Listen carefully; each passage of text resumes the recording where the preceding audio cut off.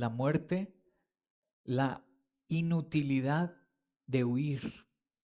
Es inútil hacer planes para huir de Dios o de la muerte. Muchas personas piensan que por no hablar de la muerte la van a evadir. Ese es un pensamiento inútil.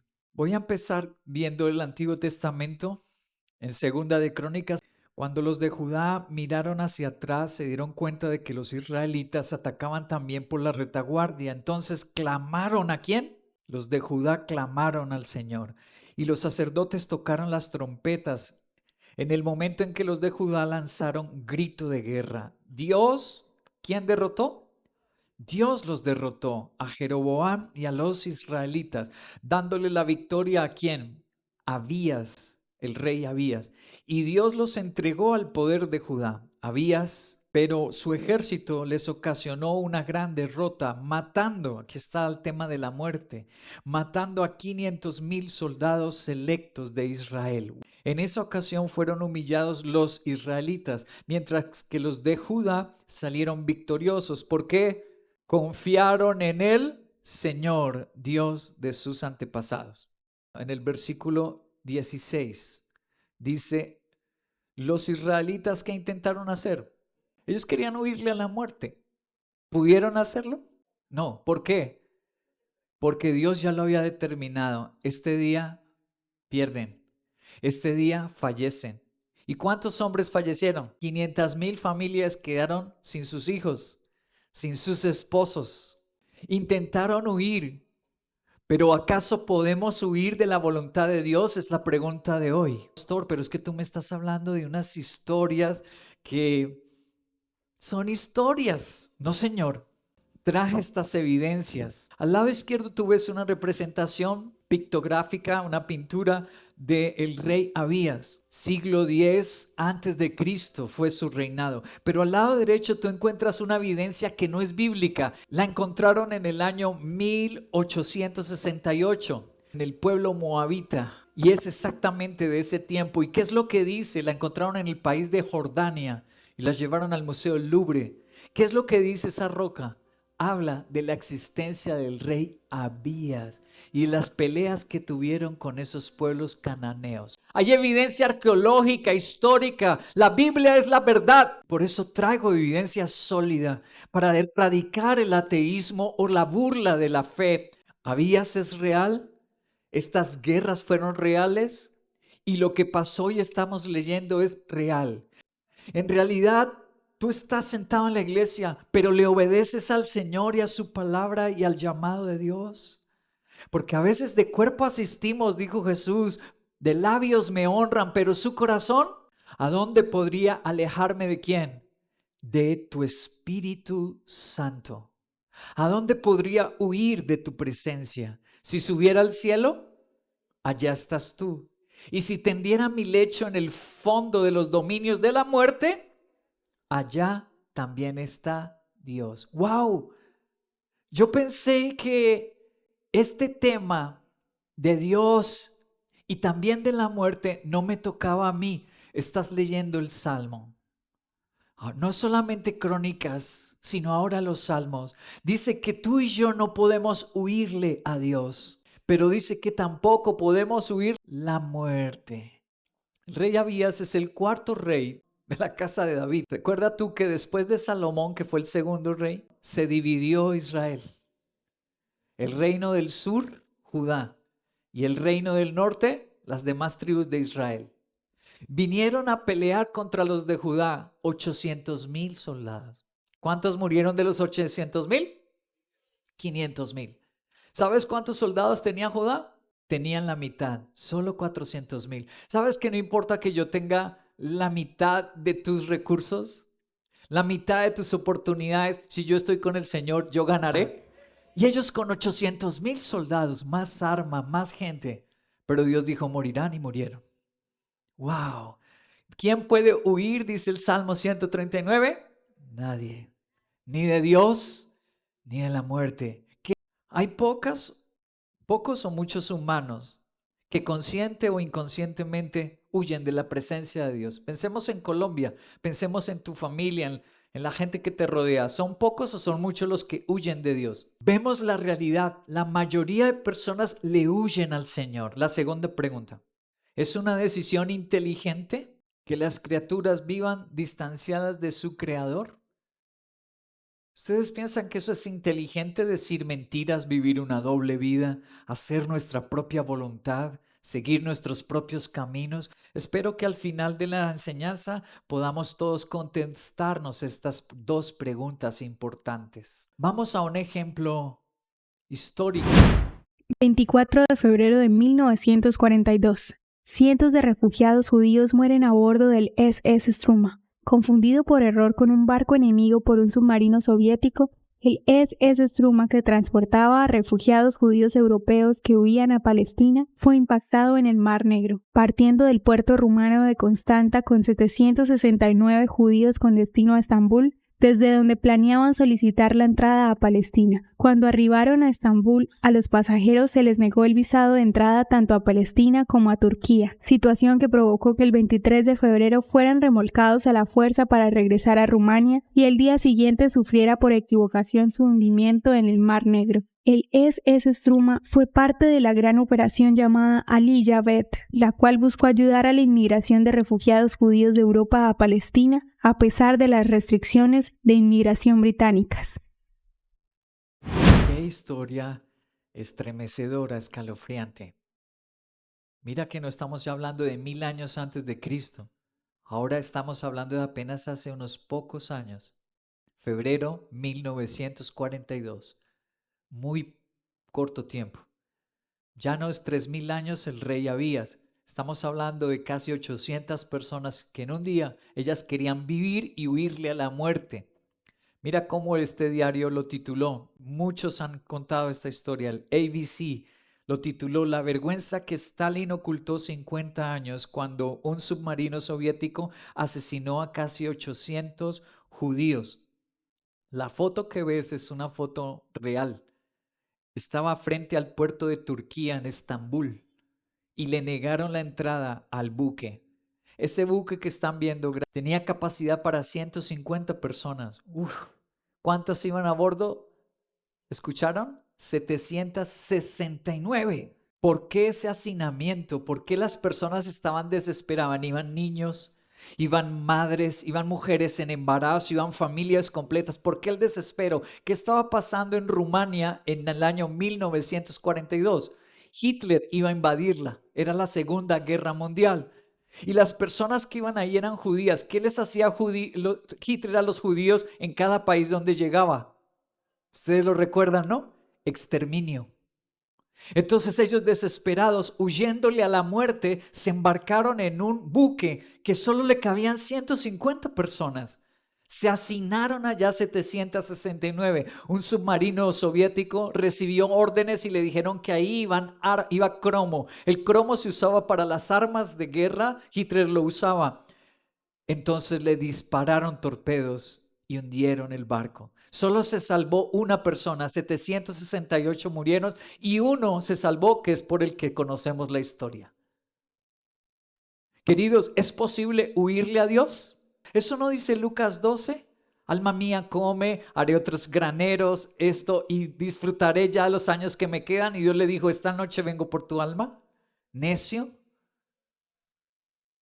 Eso dice las Escrituras. Planear fuera de la voluntad de Dios no es calma y tranquilidad, no es para estar más tranquilo. ¿No dijeron eso los rumanos judíos que se embarcaron en ese buque, en el SS Struma? Ellos querían vivir y dijeron, ahora sí vamos hacia Turquía, ya nos vamos a zafar de la Segunda Guerra Mundial, vamos a estar protegidos. No se puede sin Dios. Así te subas a donde te subas. Vivir distanciado de la presencia de Dios es como huir del sol. Hay personas que dicen, yo jamás voy a volver a ver el sol. ¿Eso es inteligente? ¿Está diseñado nuestro cuerpo para vivir sin el sol? ¿Te va a ir bien distanciado del sol? Así hay varias personas. Quieren saltarse los mandamientos de Dios y pensar de una manera enceguecida, una manera irracional. Me va a ir bien. ¿Cómo te va a ir bien? Voy a disfrutar de la vida porque estoy diciendo mentiras, porque nadie me ha pillado. ¿Cómo vas a pensar así de absurdo? Te va a ir mal, fuera de la voluntad de Dios. Del Señor viene, yo pensé que era de mi estudio. No, no es del estudio. De mi familia viene, no, no es de la familia. De mi buena alimentación y hacer ejercicio viene, no, eso no viene de tu alimentación y ejercicio. Dice, del Señor viene la muerte y que tú y yo vivamos depende del Señor. A unos hace bajar al sepulcro, a otros los levanta. El Señor da riquezas a uno y a otros pobreza. Nos humilla, pero también nos enaltece. Yo pensé que eso venía de mi estudio. No, de cómo yo me alimentara. No, ¿quién decide que una persona prospere o sea humillada y arruinada? Dios. Deuteronomio capítulo 32. Vean ahora que yo soy el único, no hay otro Dios fuera de mí. Yo doy otra vez la muerte y devuelvo la vida, causo heridas y doy sanidad y nadie puede librarse de mi mano. Qué asombroso, este Deuteronomio 32 no se te puede olvidar. Cuando te amenacen en la empresa, te vamos a echar, recuerda Deuteronomio 32, ¿sabes una cosa? Mi vida depende de Dios. Así que ya no le tengo temor al hombre, ya no le tengo temor a las circunstancias, porque mi vida está en la mano de Dios. Y yo por esa razón me congrego, yo por esa razón lo alabo, yo por eso le sirvo, porque si agrado a Dios, Él me bendice en todo. Dios sí permanece para siempre. Decídete hoy honrar, agradar absoluta y únicamente a Dios. Salmo 68. Dios es para nosotros un Dios de salvación. Y a Dios el Señor pertenece librar de... ¿Quién es el único que nos puede librar? No es la maestría, no es un doctorado. Nadie puede librarnos, querido. Grábate el Salmo 68. Grábate Deuteronomio 32. Grábate 1 Samuel 2. El único, ¿sabes?, que tiene el control de nuestras vidas es Dios. Por eso, si lo agrado primero a Él, si lo sirvo y lo honro, no temeré en la vida ni en la muerte. El Señor me recogerá en sus brazos, me abrazará en mi momento difícil. Él no me entregará en las manos del enemigo. Huir del sol no solamente que es una insensatez, sino es perjudicial. Este teólogo lindo del siglo XVII, inglés, de la Universidad de Oxford, ahí tienen una pintura, John Trapp. Ese es su comentario de toda la Biblia. Son 5 tomos bellos donde recopiló los comentarios de la Biblia. Mira lo que él dice sobre este tema. Mientras muchos intentan huir de Dios y de su voluntad, huir de Dios y de su voluntad. Los que lo intentan lo hacen como el pez que nada hacia la longitud del sedal con un anzuelo en la boca. Qué directo es este teólogo. Sí, claro que puedes huir de Dios, igualito que un pez. Con el anzuelo trata de huir del sedal. ¿Eso es posible? Cuanto más huya el pez y más jale, ¿qué le pasa? Más daño se hace. ¿Ustedes ven cómo pescan al marlin, al pez espada? Después de morder, ellos se ponen a comer hamburguesa, a tomar gaseosa. Los pescadores lo dejan que él solo pelee. Porque cuanto más pelee, más se cansa, más daño se hace. Y cuando ya esté, lo sacan. Querido, huir tú de tu creador, de la Biblia, más daño te haces tú y más rápido la muerte te hace daño. Hagámosle caso a John Trapp. Huir de Dios, hacer las cosas lejos de Dios es hacernos daño, es estar más cerca de la muerte. Cambio, Dios es vida y vida eterna. La segunda verdad de hoy es una inutilidad huir de la palabra de Dios. Segunda de Crónicas capítulo 18. Este es el rey Acab. Micaías el profeta dijo, por lo tanto, oigan la palabra del Señor. Está en rojo. ¿Qué era lo que traía el profeta? La palabra de Dios, la Biblia. Y dice, vi al Señor sentado en su trono con todo su ejército del cielo. alrededor de él, a su derecha y a su izquierda. Y el Señor dijo, otra vez, palabra de Dios. Ya van 2 veces que se menciona que el profeta estaba dando la Biblia, la palabra de Dios. El Señor dijo, ¿quién seducirá a Acab, rey de Israel, para que ataque a Ramot de Galad y vaya a morir allí? Un ángel sugería una cosa y otro ángel sugería otra. Querido, dice que está hablando la Biblia. 2 veces menciona que es Dios, que es la palabra de Dios. ¿Y qué le está diciendo Dios a este rey? Vas a morir. ¡Wow! ¿Qué tan útil es huir de la Biblia? ¿Qué tan sabio es, inteligente yo estar en una prédica como esta? Como las que hemos recibido en un Peniel de confianza solo en Cristo y salir a confiar en las mentiras, en una vida doble. Salir a confiar en mis sentimientos. ¿Qué tan bueno es eso?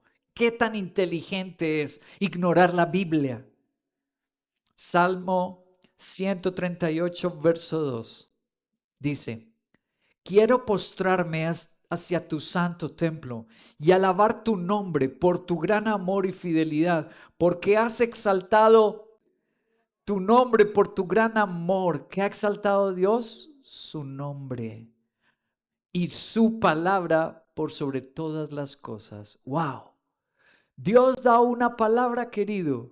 El Señor te habla en un devocional y se puede acabar Amazon, se puede acabar Google, pero la palabra de Dios se va a cumplir. Dios dice una cosa y eso va a pasar y punto. ¿Cuántos aman la Biblia? Aman la Biblia, querido. ¿Qué hizo este rey Acab? El profeta le dice, vas a morir. Este hombre, ¿qué es lo que haría alguien que esté cuerdo y sensato? ¿Qué haría?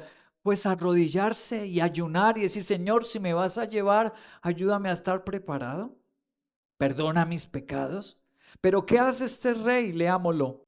Allí el rey de Israel le dijo a Josafat, yo entraré a la batalla con la Biblia y adorando a Dios. Eso no dice. Este rey dice que prefiere un disfraz. Acaba de darle palabra en el culto, el profeta. Le dice, esta es palabra de Dios. Y él, tan necio, dice que entra disfrazado, sigue con una mentira. Pero tú te pondrás el traje real, le dijo al rey Josafat. Y así el rey de Israel se disfrazó y entró en el combate. Sin embargo, alguien disparó su arco al azar, una flecha perdida, e hirió al disfrazado entre las piezas de su armadura. Y el rey ordenó al que conducía su carro, da la vuelta, sácame del campo de batalla, pues me han herido. ¿Sirvió el disfraz o no sirvió el disfraz? Es correcto, es inteligente después de oír un culto, después de recibir en un devocional una palabra de Dios, en un discipulado. ¿Es correcto seguir disfraces y mentiras? No, no es sensato, no es sabio. Si el Señor te está hablando, hoy es día de pedirle perdón. Si nuestro Señor hoy te está hablando, quítate la máscara, ya no mientas más. ¿De qué te sirve eso?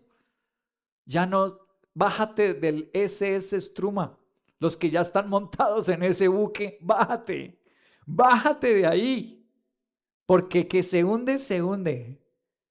Bájate ya y dile, Señor, aquí me quito la máscara, fuera disfraz, yo soy pecador y te necesito.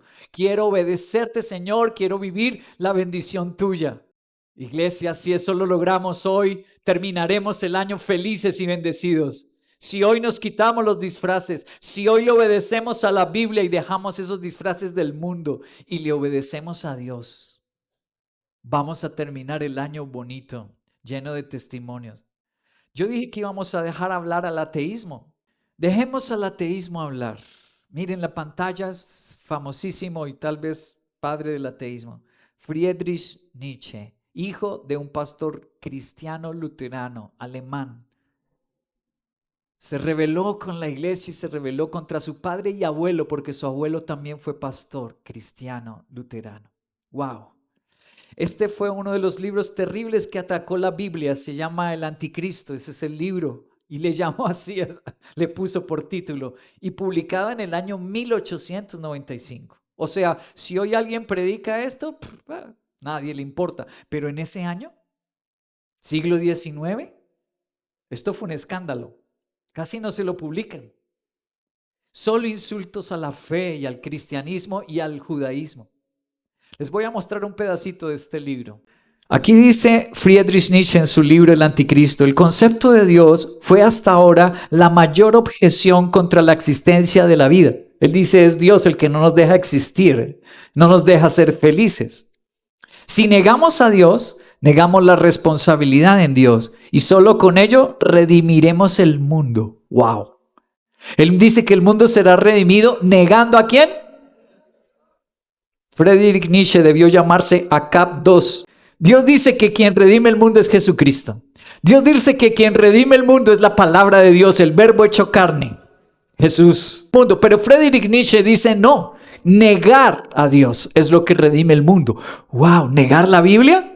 ¿Cómo terminó Friedrich Nietzsche? Hay que obedecer a Friedrich Nietzsche. Es un buen ejemplo a seguir. Él fue feliz. Otra reflexión. ¿Acabó Friedrich Nietzsche con el cristianismo? ¿Y en su propia vida terminó feliz? Tenemos que revisar el final de Friedrich Nietzsche antes de obedecerlo, antes de negar a Dios. Porque tú no puedes seguir el ejemplo de alguien que diga, súbete a esta avioneta, y todas las avionetas se le han estrellado. ¿Tú te subes? Pero tendrás que ser un loco, insensato, haber perdido la razón. Vamos al final de Friedrich Nietzsche. Este es su último libro publicado, Mi hermana y yo. Ese libro habla contra la familia, Friedrich Nietzsche. Y siendo que su hermana fue la que pagó y lo sostuvo en su etapa final, porque Friedrich Nietzsche termina demente, con demencia, termina con sífilis y termina ciego. Dice así en el libro: los gusanos del ataúd se preparan para devorar todo mi orgullo, todos mis sueños y todas mis esperanzas. ¡Ay! Entonces no fue redimido, no fue feliz negando a Dios. Soy más miserable, que el judío agonizante de la cruz. Él está refiriéndose a Cristo. Pero no oso gritar mi miseria a Dios como él lo hizo. Dice, no voy a pedir auxilio aquí. Descenderá el anticristo, él se llama a sí mismo el anticristo. Descenderá el anticristo hasta la cobarde flaqueza de Cristo. Venciste, Galileo, en el corazón de tu peor enemigo. ¿Es sensato huirle a Dios y a la muerte? ¿Sabes que no terminó feliz Friedrich Nietzsche? Su padre terminó feliz, su abuelo terminó feliz, fueron llenos de honra y de bendición y de la familia. Él termina maldiciendo. Él termina usando esa frase, venciste, Galileo, en el corazón de tu peor enemigo. Esa frase no es de él. Él está repitiendo una frase del emperador Juliano. Juliano fue el emperador de Roma en el siglo IV después de Constantino. A Juliano se le llama el apóstata porque él decía ser cristiano y cuando empezó a ser emperador se volteó contra los cristianos por agradar a los romanos. Y Juliano, ¿sabes cómo murió? ¿Por qué dijo esa flecha? ¿Por qué dijo, me venciste en el corazón de tu peor enemigo? Dijo Juliano. Salió a la batalla contra los persas, el imperio romano. Siglo IV, todo eso es historia. Salieron a la batalla contra los persas y el ejército persa, que era inferior al romano, recuerden que el ejército romano fue invencible. El ejército persa era un grupo de bárbaros ahí, campesinos, comparado al ejército romano con estrategia, formación, uniforme, armas. Juliano iba confiado. Uno del ejército lanzó una jabalina al azar, como la historia que ahora leímos de la Biblia. Pues la jabalina penetró las entrañas y se le salieron las entrañas a Juliano. Y cuando estaba muriendo a Juliano dijo, Galileo, venciste a tu peor enemigo. Y murió. ¿Es sensato huirle a Dios o no? No te pongas disfraces de estoy en mi crisis, voy a ser ateo. Pero, ¿qué está diciendo insensato? Por favor, no te pongas esos disfraces. Volvámonos al Señor hoy. La última verdad de hoy es esta. Cambiemos la inutilidad por felicidad. Hemos hablado que huir de Dios es inútil, pero el último punto es hermoso. Tú puedes y yo también cambiar lo inútil por lo feliz. Apocalipsis capítulo 14.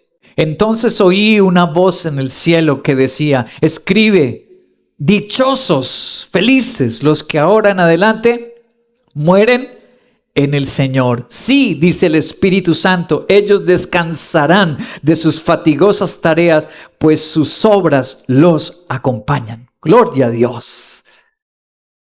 Si yo estoy con el Señor y he seguido al Señor, ¿qué pasará el día de mi fallecimiento? Empieza mi mayor felicidad. Yo seré feliz, yo no gritaré como Nietzsche ni como el emperador Juliano el apóstata. Yo gritaré una alabanza en mi boca, cambia la inutilidad por felicidad. En los momentos difíciles, con Jesús se vuelven los mejores momentos para nosotros. Y Romanos capítulo 14, porque Cristo murió y resucitó precisamente para ser, está en rojo, nuestro bombero. Ay, no, perdón, me equivoqué. Nuestro enfermero. No, eso no dice. ¿Qué es lo que quiere ser él? Señor, en el griego, el Curios, el amo, el que manda. Y dice que Él murió para ser el Señor mientras vivamos y cuando muramos. ¿Cómo es que yo sé que me voy con el Señor? ¿Cómo es que yo sé que me va bien en la vida? Si Él es no tu creencia, no tu simpatía, no tu apagafuegos. Cuando es que yo voy a la iglesia cuando necesito trabajo, cuando quiero conquistar una chica, cuando para pasar el parcial en la universidad. No, querido, Él no. Si tú tomas a Dios como apaga incendio, Él no te responde. Él no va a estar en tu vida ni en tu muerte. Yo quiero que Jesús esté en mi vida y mi muerte. Hazlo el Señor, el que manda. Termino. Ya no con historia, ya no con ateísmo ni teología. Voy a terminar con una historia real. Pasó esto en los Estados Unidos. Reciente. Concluyo con esto, que es una verdad de la vida. Apenas tenía 16 años. Hace unos meses, Jocelyn Correa disfrutaba del esplendor de sus 15. Toda una vida por delante. Sueños de ser doctora. Una jovencita que su papá describe como alegre, que le gustaba cantar, jugar soccer y sobre todo estar con él. Este miércoles Jocelyn fue a su escuela en Antioch, Tennessee, y en la cafetería una bala la alcanzó cegándole la vida. La última vez que Germán vio a su hija mayor fue a las afueras de la preparatoria. Dudé un poquito pasarles la noticia.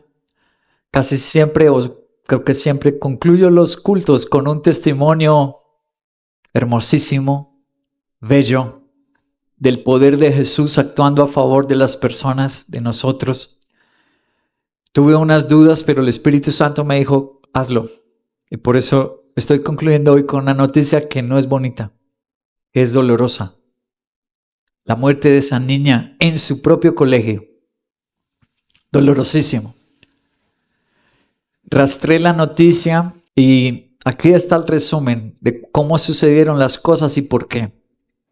New York Times. Eso lo salió en muchos diarios en Estados Unidos, pero yo lo vi en el Times. Lo titularon así: salieron de su país por la violencia, luego su hija fue asesinada en Estados Unidos. ¿Por qué se fueron de su país? Por violencia. ¿Y dónde encontraron la violencia? A donde se fueron. A lo que le huyeron, allá cayeron. Como dijo el teólogo John Trapp, como el pescado huyendo, dice así: Jocelyn Correa Escalante tenía 9 años cuando ella, su madre y su hermano pequeño salieron de Guatemala para pedir asilo en Estados Unidos, creyendo que les ofrecería, claro, es la potencia, hay dólares, allá vamos a estar bien. Se habían trasladado a Estados Unidos para un sueño mejor, dijo Germán Correa, su padre, esta semana. Pero la verdad es que no está mejor. En Guatemala, en las escuelas, no se oye nunca, se ha oído que alguien mate a alguien en la escuela. Debo terminar con esta realidad. ¿Es Jesús el Señor de tu vida? ¿O tomas decisiones de irte a Estados Unidos o a Europa, a España? Porque el Señor de tu vida se llama la economía. sin que Dios te hable, dejando el ministerio, botando toda la voluntad de Dios para tu vida. Haces eso porque el Señor de tu vida se llama economía, confort, descanso, placer, jubilación. ¿Quién es el Señor de tu vida? Esta familia es un recordatorio tenaz.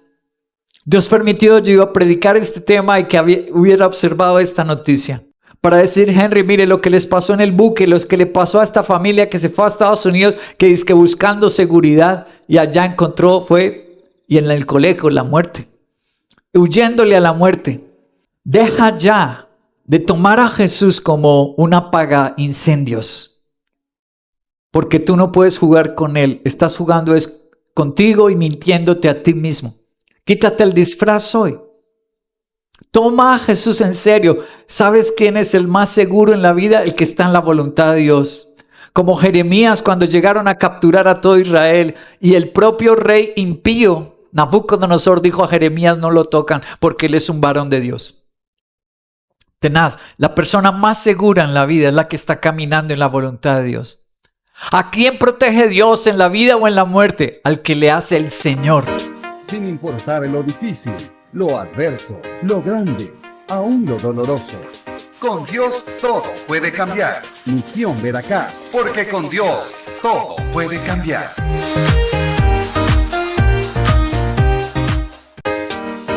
Sin importar lo difícil, lo adverso, lo grande, aún lo doloroso. Con Dios todo puede cambiar, Misión Veracruz. porque con Dios todo puede cambiar.